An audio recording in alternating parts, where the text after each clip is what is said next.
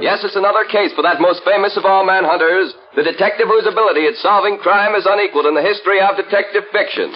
Nick Carter, Master Detective. Tonight's curious adventure... Missing Harold Ascort. Or Nick Carter and the Great Kidnapping Mystery.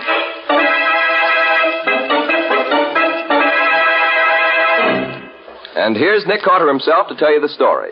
As you've probably already noticed, I'm not going to tell you the story that I announced last week. Instead, I want to tell you a rather different kind of tale. One which started as Patsy and I rang the doorbell at the rather magnificent home of Mrs. Philip Ascort, just off the upper end of the park at about 10:30 one morning. Yes? I'm Nick Carter. Mrs. Ascort's expecting me. Yes, Mr. Carter. Won't you come in, please? Thank you. If you and the young lady will go into the living room, I'll tell Mrs. Ascort you're here. Certainly. Gosh, Nick, the Ascorts must have more money than they know what to do with. Just look at this place. Yes, Patsy, the Ascorts belong to one of the oldest families in the city. Old and conservative, rich but never ostentatious. So I see. Gee, I wish I could have quiet. I think I hear Mrs. Ascort coming. Oh, Mr. Carter, I want to thank you for coming so very promptly. I know how busy you are, but I really am in trouble, desperate trouble, and I don't know who else to turn to but you. Why, Mrs. Ascort, I'd be very happy to help you if I can. This is my assistant, Patsy Bowen. How do you do? You do? Now, what's wrong? It's my son, Harold, Mr. Carter. He's been kidnapped. I found this note inside my newspaper this morning. Well, what does it say, Nick? It says, we've got your son. If you want him back, don't call the cops. We'll tell you what to do later. And there's no signature. Can you tell anything by that letter, Mr. Carter? Of course, the handwriting is obviously disguised. Half printing and half writing. Paper is good bond paper. There's a watermark that looks like a dragon's tail. The top of the sheet of paper's been cut off. A pair of scissors, apparently, as the cut isn't quite even. Why do you suppose they did that? Well, there was probably a letterhead on it, and the writer didn't want the paper traced, of course. But they didn't cut quite all of the printing off. Can't read what's left, but later on it may help to identify it. It looks like hotel stationery, doesn't it, Nick? Yes, Patsy, that's what I was thinking. I'll have Scubby make a round of the hotels and see if he can find the one it came from. Oh, Mr. Carter, do you think you can find my boy? Well, I certainly hope so, Mrs. Ascort. And I'll do my best. But in the meantime, just sit tight and wait until you hear from me again. Or until the kidnapped gang makes its next move.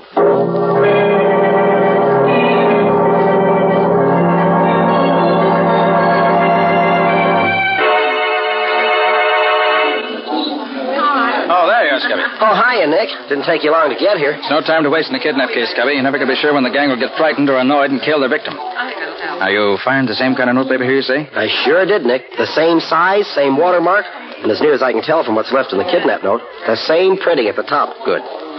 But what now, Nick? How does knowing the paper came from here help you any? If the paper came from here, it's quite possible that whoever wrote the kidnap note was staying here in the hotel at the time. Yeah. And if he was, the hotel register may give us a further clue. Oh, but the handwriting on the note was disguised, Nick. Well, quite so, Scubby. But it's impossible to completely disguise any writing so that it may not be identified. Even when the writing's apparently completely changed, there will always be some peculiar characteristic left that'll give it away. Oh, I didn't know that. Oh, clerk. Yes? Do you mind if we look at your register a moment? Not at all, sir. Here you are. Now, let's see.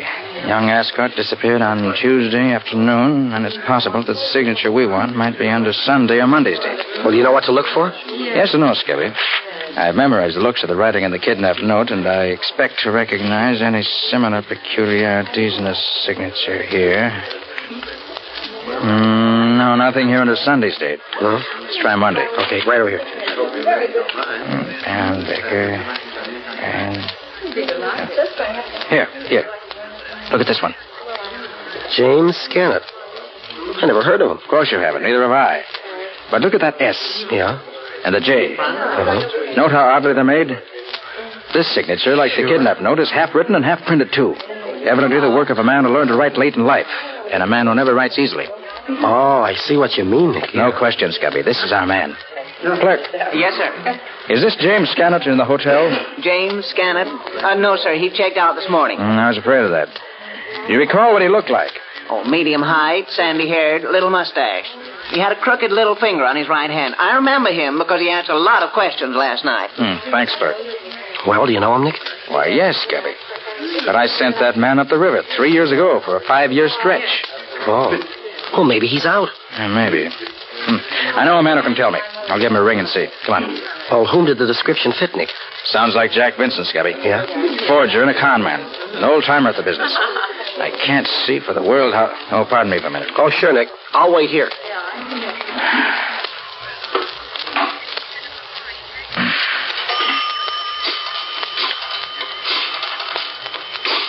Should turn out to be Jack Vincent. This case may prove to be quite interesting for both. Oh, hello, Bill. How are you? This is Nick Carter. Oh, fine, thanks.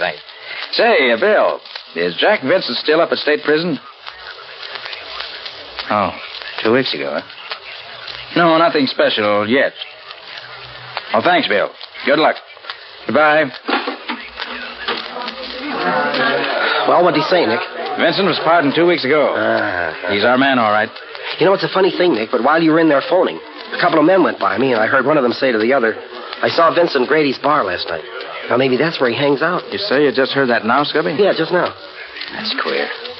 Well, how do you mean, Nick? Scubby, things are going a bit too easily. The notepaper that can be traced, the name in the register, the description, and now the conversation you say you overheard. You mean you think it's some kind of a frame-up?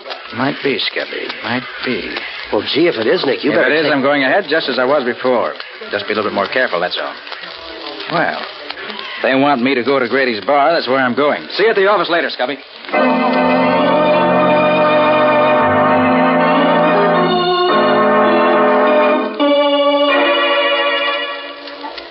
And he fell for it, Jack. Hook, line, and sinker, just like you said. I gotta hand it to you. And you told him where he could find me? I said it real loud, right beside that stooge of his. I said I'd seen you in Grady's place here. He's coming here now? Yeah. I beat it on the head to let you know he was coming. Good. We'll take care of him when he gets here. Gee, you're awful smart, Jack. It ain't no wonder I kind of go for you. Yeah, but don't forget I owe him one, too. He sent my pop to the chair for bumping off that old rat of a watchman last winter. I ain't forgot that, you betcha. Okay, Gertie, cut the gab. Huh? Looks like Carter's coming in now. He can't see us where we're sitting. Yeah, that's him. Hey, do I look okay in this apron I borrowed from Pete? Sure, you look like a regular waiter, Ben. Hey, got a tray? Yeah, right here. You sure he don't know you, Ben? Nah, he broke up my racket last year, but he never seen me. Gee, we all got it in for him, ain't we? You bet we have. And here's where right pays off. Watch me.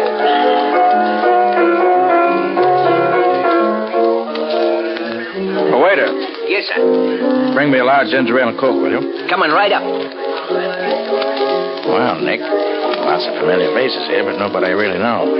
Wonder if Vincent might have moved out of town after he had the snatch. And that conversation Scubby overheard if he did overhear, it sounds to me like... Yeah, sir.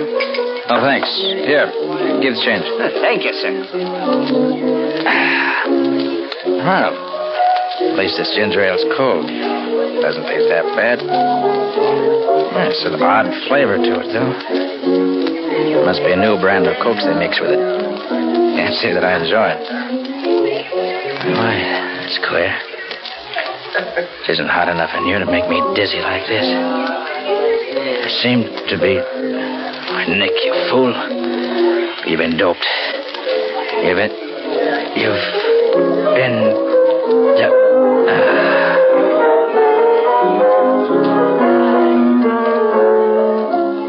Yeah, look it. He's out cold. Gee, Ben, you must have made it strong. You bet I did. I ain't taking no chances. I put 3 of them in. Now, go on, Gertie, and get the car and make it fast. I don't want none of Carter's friends to come looking for him before we can get him out of here. Okay. This is the day I've been waiting for 3 years.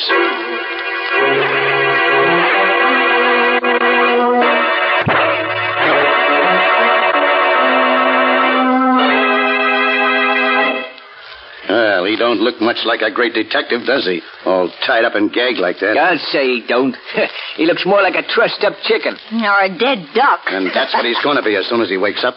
A dead duck. You mean you ain't gonna kill him now? Nah, there's no fun in killing him when he don't know who's doing it.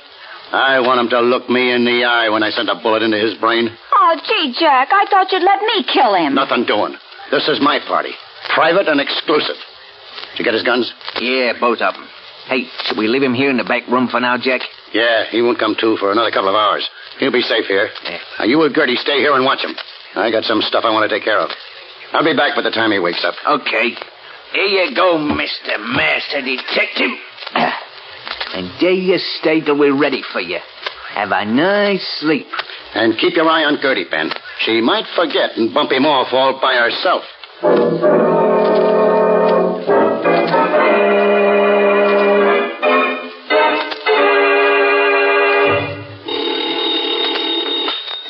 Nicholas Carter's office. Well, this is Mrs. Ascort speaking. Is Mr. Carter there? Why, no, he isn't. Has something else come up? Yes. Yes, I've got another note from the kidnappers. They want $100,000 immediately. Good heavens, $100,000? Oh, what shall I do? Mr. Carter said to do nothing until I heard from him. Oh, I've no idea where he is. He should have been back here long ago.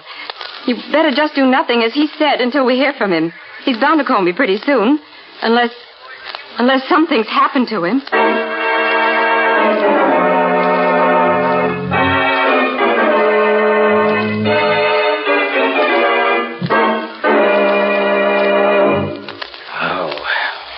Headache that stuff leaves behind it. Well, serves me right for being such an idiot. I knew what I was walking into, and I walked right into it. Gosh, but it's dark in here. Wish I could... Wait a minute. What's that? Nick Carter, you sent my pop to the chair, did you? And you'll never send nobody else there. Because you ain't gonna live no longer. I'm gonna fix you right now. I'm gonna... What the... Sorry to have to be so rough with you, lady, but it's my life or yours. You're only stunned.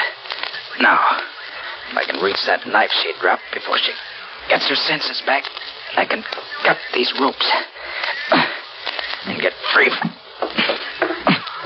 Just a little more. If I could only see behind my back. Oh, where is that knife? I ought to be able to reach it now. Just... Now to cut this rope on my wrist.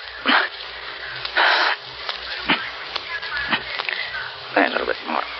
There, that's got it. Now for the leg ropes. Oh. Quiet, you. You try to call for help, I'll be forced to kill you. You? How did you... I heard you coming in, so I sat up, stuck my legs out, and tripped you. You dropped your knife. I knocked your head on the floor, and I stunned you. Then I found the knife, cut my ropes. Now I'm getting out of here. Oh, no, you can't.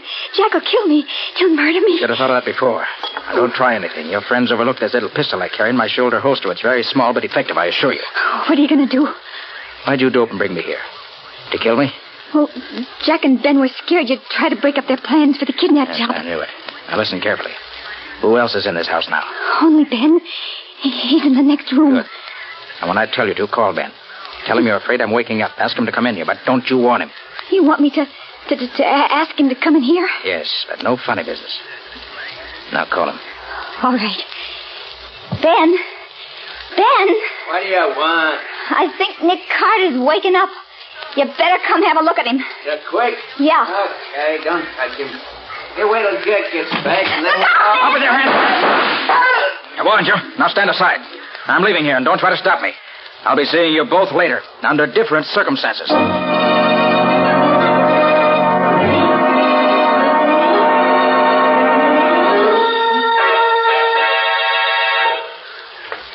How do you do, Miss Bowen? Nick, where in the world have you been? We've been waiting for you for hours. Sorry, Patsy. Anything special been going on? Anything special? I should say so. Mrs. Ascort has called 5 times. She got a note from the kidnappers telling her it would cost her $100,000 to get her son back. And she's going crazy, waiting for you to tell her what to do. Hey, Patsy, have you heard anything From me, Scubby? Well, Nick, what happened to you? Jack Vincent laid a trap for me, and I walked into it. Did you learn anything? No, Scubby, I didn't. Except that it all has to do with the kidnap case we're working on. Oh, did you have any trouble, Nick? Well, depends on what you call trouble, Scubby. And more of that later. Now, what about Mrs. Ascot? Well, she wants you to call her as soon as you come in. I'll get her for you. All right, Patsy. We gotta move fast. Maybe too late even now. My being there and getting away doesn't help any. Mrs. Ascort, just a minute, please. Here she is, Nick. All right. Hello, Mrs. Ascot. Sorry I've been held up where you couldn't get hold of me. What's up? Oh, Mr. Carter, I received a note from my son. It says that I'll have to pay his kidnappers $100,000 if I want to get him back. The note also says that I've got to take you off the case or he will be killed. He says that so far they've not mistreated him, but he begs me to pay the money and get him free. Is the note in your son's handwriting? Oh, yes, I'm sure of that. What shall I do, Mr. Carter? Well, does the note give you any way of getting in touch with him? Yes. Yes, it says to put an ad in the personal column of the Clarion, addressed to safety, and let them know what I decide. Good. Put the ad in the Clarion.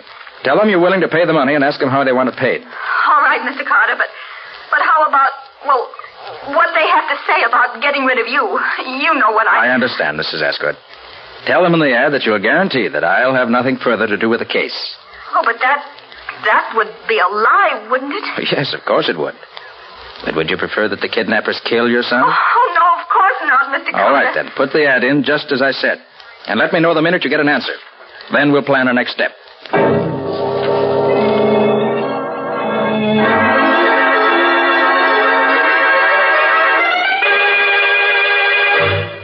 Oh, Mr. Carter, I'm so glad you've come. An answer to the ad that I put in the paper just came in the morning mail. Here it is. Thank you. On Route 77B, 5 2/10 miles north of Route 31, is a large single oak tree right beside the road. It's the only tree around. Make up a bundle of $10, $20, and $50 bills, $100,000 in all. Throw the bundle out at the foot of the tree this afternoon at 5 o'clock sharp. Drive by it not less than 25 miles an hour, and do not stop. Your son will be sent back to you tomorrow morning. He'll be alive if you follow directions. He'll be dead if you don't. Gosh. Mm-hmm. Patsy. Where's that map I asked you to bring along? Well, here it is, Nick. Well, I still don't know how you could tell what section of the state we're going to need a map of. Well, Patsy, when I went back to the gang's hideout yesterday afternoon, it was deserted. The only things I could find that interested me were a rough draft of the original kidnap note made in the back of an envelope addressed to Jack Vincent. Mm-hmm. And also a timetable showing trains running to a certain part of the state. And what part was that, Nick? The part I asked you to bring the map of. Very simple. Very simple. To you. Well, where is it? Here. Now, let's see. Route 77B is here. Route 316 crosses it right here. It's about 45 miles out of the city, in a very thinly settled section. What shall we do about it, Mr. Carter? We'll do just exactly as the note says. Have your bankers make up the bundle of $100,000 in 10s, 20s, and 50s. Yes. Take Patsy with you, and have your chauffeur drive you up to the spot designated in this note. Throw the bundle out, and then leave the rest to me.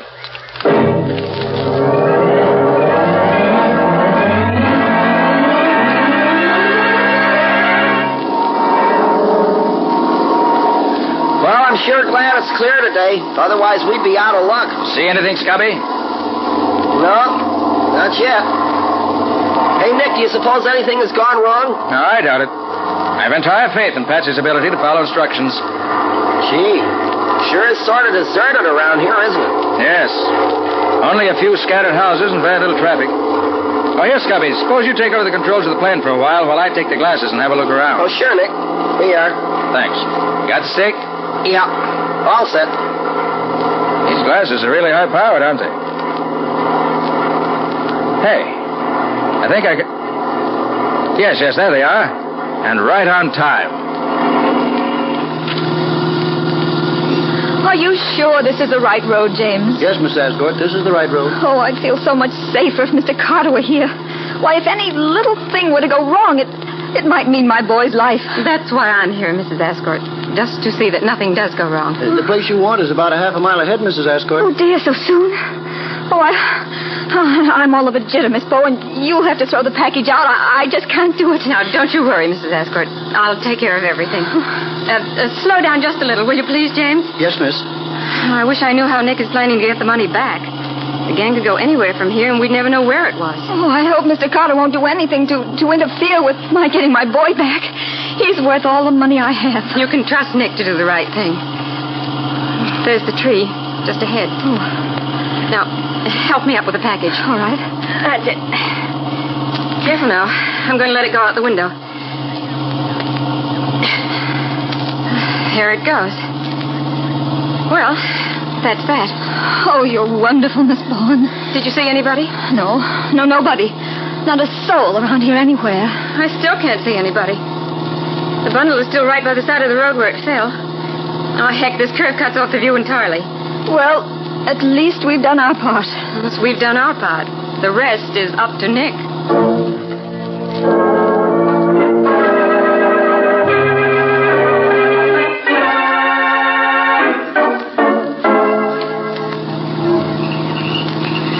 Yep, those are Nick's orders, Sheriff. Drive as close to the house as you can, and then park your car in the bushes just off the road. Okay. Where's Carter now? Oh, well, he went on ahead to get the layout of the place. Wants to get his plan set by the time we get there. I don't understand how you know them fellas are hiding out there. You say neither you nor Carter's ever been near the house. Well, I'll tell you, Sheriff. It's really very simple. When Mrs. Ascort dropped a bundle of money out of her car this afternoon, Nick and I were overhead in Nick's plane watching everything through his extra high-powered field glasses. Yeah. We saw the crooks come and pick up the money, and then we watched them beat it back to the farmhouse. They took every back road and cow path they could find to keep from being followed, but we could see them, no matter where they went. Yeah, all the time, the one man that they were really afraid of was up there over their heads watching it. Hey, that's quite a stunt. I've heard tell this Nick Carter's quite a feller. Darned if I don't believe it now. Well, darned if you don't had better. Well, we better stop here, huh? Don't dare go no closer to the house with the car. I'll just run her off into the bushes here.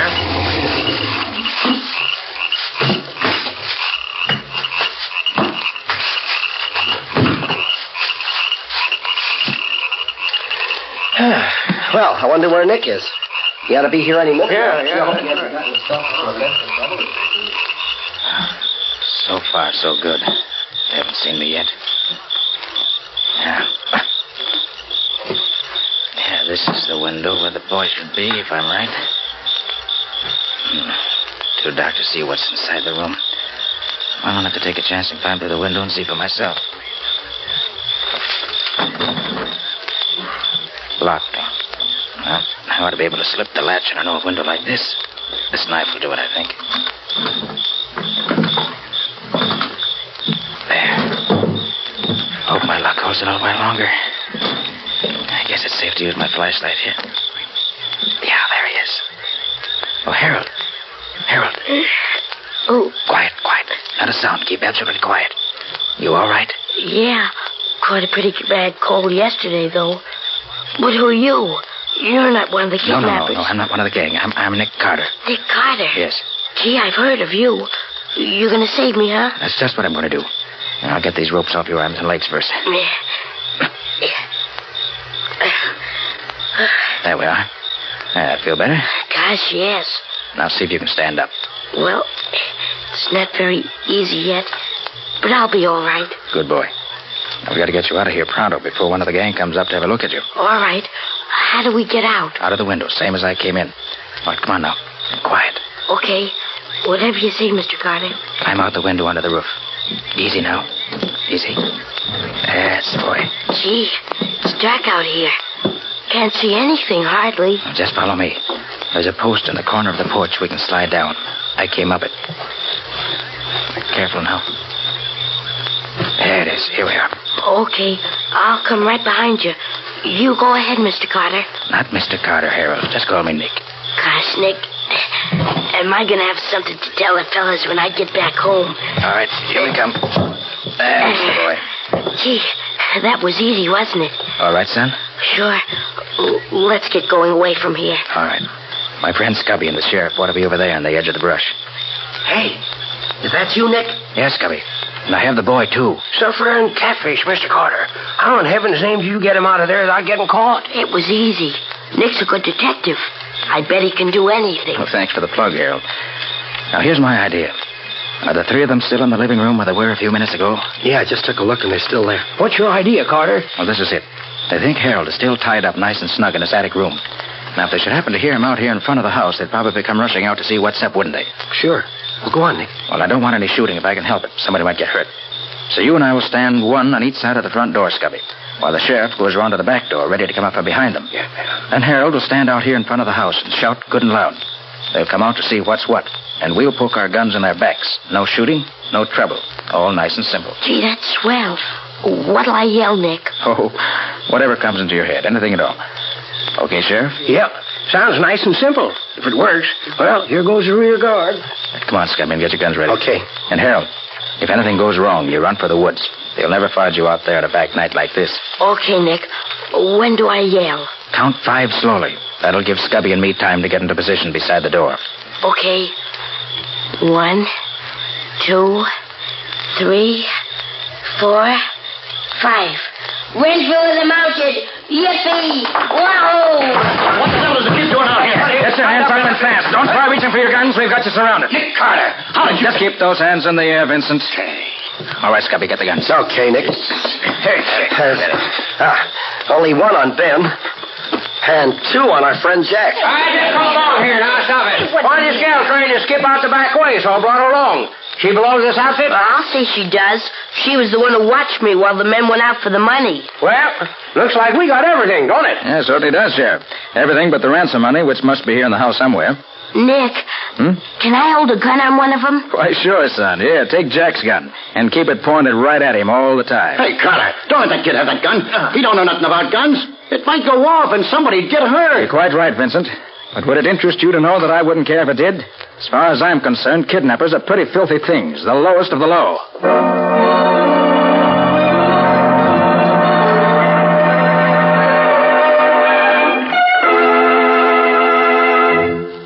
Oh, Mr. Carter, how can I ever repay you for what you've done for me and my boy? Well, I'm very happy that we were able to get the boy back for you, Mrs. Ascort. And the money, too. Oh, please tell me how much I owe you, Mr. Carter. I want to send you a check at once, a big one. You owe me nothing, Mrs. Ascort. Oh, but Mr. Carter... If you really want to repay me, I suggest that you put at least an extra $10,000 into war bonds in this fourth war loan drive. And give the bonds to the Associated Boys Clubs of the city. I can think of no better way to spend money right now. Buying the bonds helps the boys who are fighting for us today. And giving the bonds to the boys' clubs helps the boys of tomorrow. It's a wonderful combination.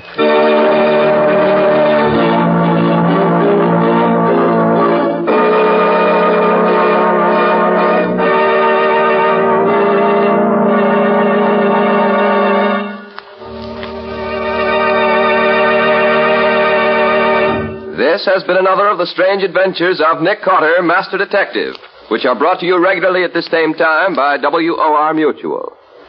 What can you tell us about next week's story, Nick? Well, all I'm going to tell you about it is this.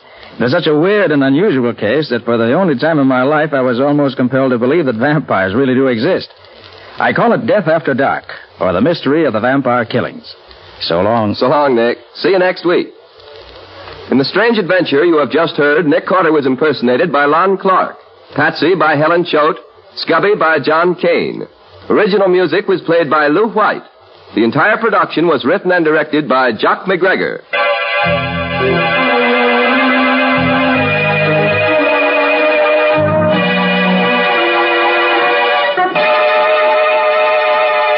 Next week at the same time, listen to another curious experience of Nick Carter entitled Death After Dark, or Nick Carter and the Mystery of the Vampire Killings.